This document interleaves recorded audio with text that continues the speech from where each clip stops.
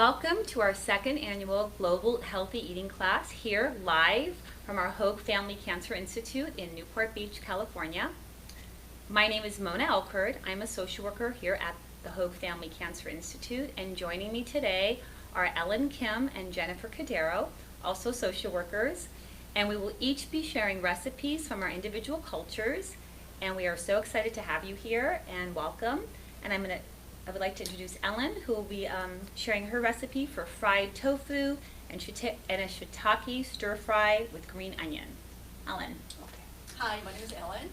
I'll be introducing a dish that I recently kind of came up with because I'm trying to eat healthy, and being Korean, American, and Asian, I picked these ingredients because they're very all healthy. And I did some research on them, and they have a lot of anti-cancer properties. So I wanted to kind of go over the nutrients in these ingredients, and then I'll kind of go over how I prepare this dish. So shiitake mushroom, the word shiitake is Japanese, and shiitake mushroom is known to have what they call lentinin, which is a sugar molecule that is known to extend survival of cancer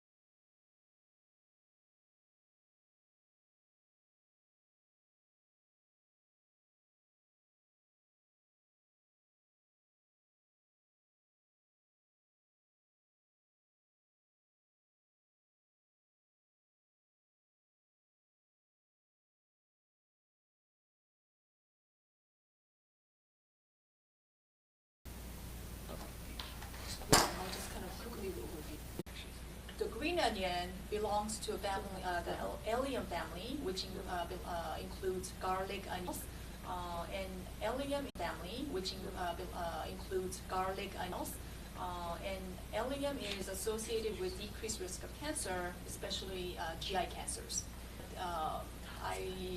From literature, it says that the benefits outweigh risks, and it may even lower risk of breast cancer breast cancer, especially in Asian women. Also, it's an excellent source of protein, and it lowers rates of heart disease and cholesterol. So we peel the ginger and then cut into matchstick pieces, about 1 tablespoon, and then I use about a pound of shiitake mushrooms, such as slice them thin, and then I cut the green onions into 1-inch length, and then I prepare. So once, and I use this particular tofu because it's farm. Farm tofu is better for stir fries because the soft ones kind of easily break. So I put the tofu slices on the plate, dab them with a paper towel, and then to remove moisture because it cuts down the cooking time. And then I fry them in about 1 tablespoon. I actually then start frying the ginger and green onion on a medium-high pan, and then in about a few minutes, I add the shiitake mushrooms. And then about 5-7 minutes later, once everything's kind of softened and kind of a little bit browned, then I add the seasoning. 2 tablespoons of water, 1 tablespoon of fish sauce, and 1 tablespoon of the oyster sauce. And then you can skip the starch if you want to, if you don't want it too thick. And then I add the seasoning, and then toss the ingredients, and then it's done with while it's steamy hot. And the flavor that you're going to get from this dish is basically umami taste. Umami is a very common word these days. You hear a lot. It's basically a meaty broth. So I hope you enjoy this dish. It's really healthy and Cancer Institute. Today I made arroz con leche, or rice, kind of in every culture, I'm sure. I chose arroz con leche just because for me it's one of those comforting dishes that remind me of my mom, my grandma. For this recipe, I just used regular rice, although you can use brown rice, you can try quinoa, people have tried lots of things. Cinnamon, I did use regular 2% organic milk. Usually I prefer to use soy milk. I just couldn't find it in the store. So you can try soy milk. Almond milk doesn't work as best, but you can try it if that's your preference. I've also done coconut milk, which worked really well. And then I used monk fruit piloncillo, which is kind of like a raw brown sugar, and it just kind of gives it a rich taste, which I love. But for the sake of kind of trying to be a little healthier, I did use the monk fruit this time. So pretty simple recipe that I chose. 1 cup of water. So there's 1 cup of rice for 2.5 cups of water. You boil that until most of the water is gone, and then you go ahead and add your milk, cinnamon sticks, a 1/4 teaspoon of salt, and then you let that cook and simmer for a while until most of the liquid is kind of cooked down. Once you see that, you can go ahead and add the monk fruit sweetener, about 1 cup. Usually the monk fruit, you can add a little bit more. Kind of like Ellen said, there's coconut sugar, there's stevia. You can try other sugars if you don't want to kind of get that spike that you might get from traditional regular. I made it a little thicker than I would generally prefer. Other people. What I liked about this recipe, of course, is that I could switch out the sugar for the monk fruit, which makes it hopefully a little bit healthier, and also, a variety of diseases, of course. It's just one thing, hopefully, that we can add to help to our good health. So that's my recipe. And you can garnish with fruits. Some people add nuts. Sometimes people just garnish with the regular cinnamon sticks, whatever you prefer, to make it a little pretty and just appetizing is fine. And then I'm sorry, I forgot to introduce Mona, who is making hummus. Thanks, Jennifer. Thank you. That looks yummy. Well, I am here to talk about preparing hummus, and I am of Lebanese heritage, and I think a lot of people buy and eat hummus. You can find it everywhere, Trader Joe's, Costco, just about everywhere. I grew up eating hummus my entire life, and when people say, you actually make your own hummus? History of the word hummus is how you say chickpeas in Arabic.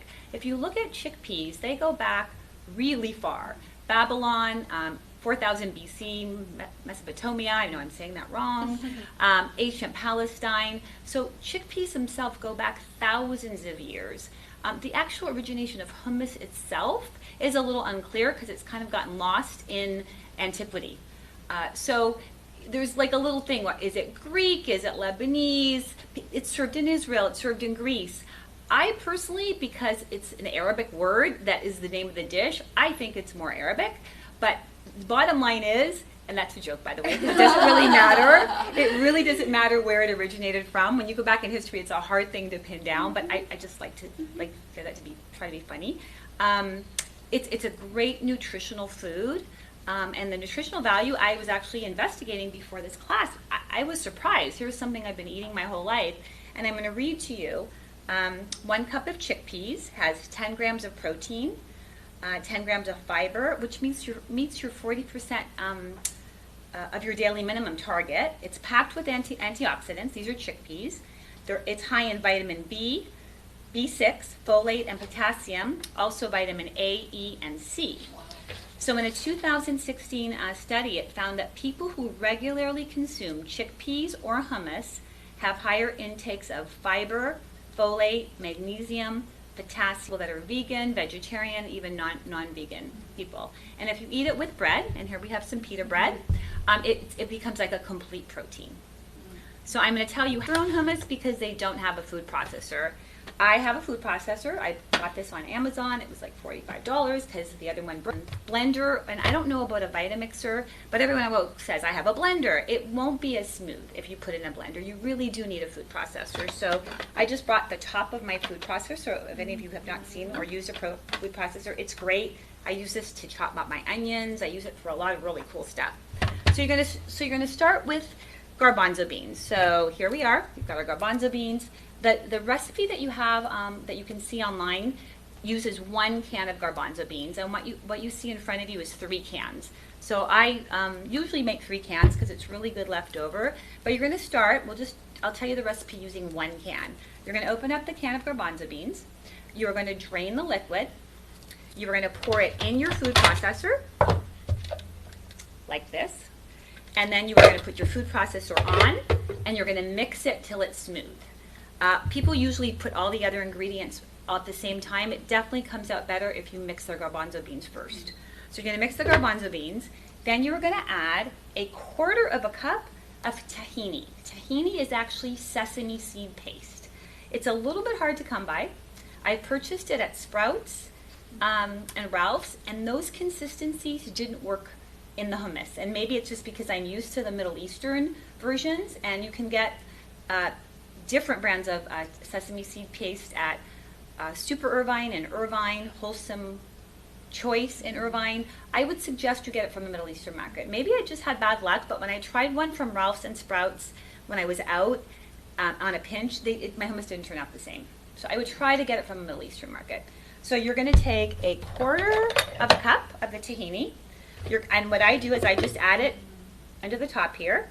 If you might want to start with a little bit less than 1/4 cup to see what your consistency is going to be like, and maybe half of this, add it. Then you're going to add 1/4 teaspoon of salt, and you're going to add 1/4 cup of lemon.